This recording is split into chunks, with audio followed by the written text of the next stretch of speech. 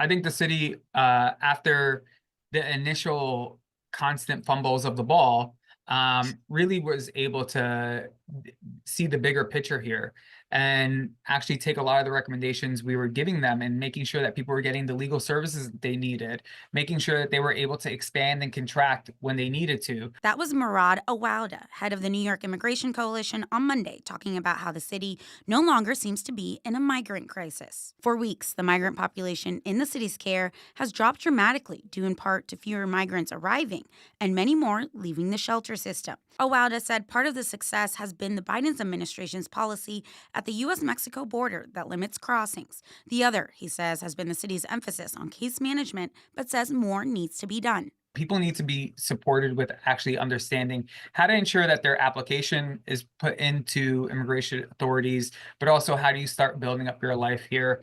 Everything from making sure kids are getting enrolled in school to people being able to start getting workforce training. As of Monday, City Hall has closed a total of 11 migrant shelters in the wake of the decreasing numbers.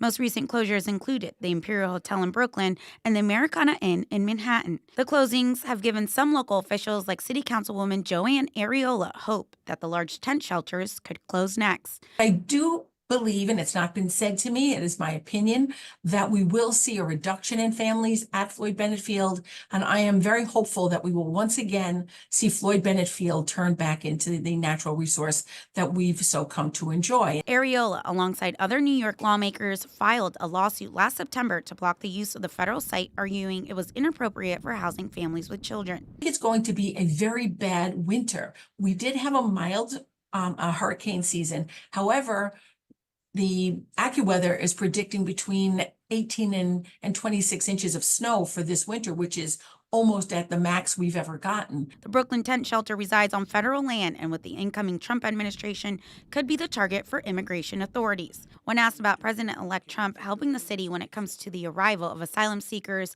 Ariola had this to say.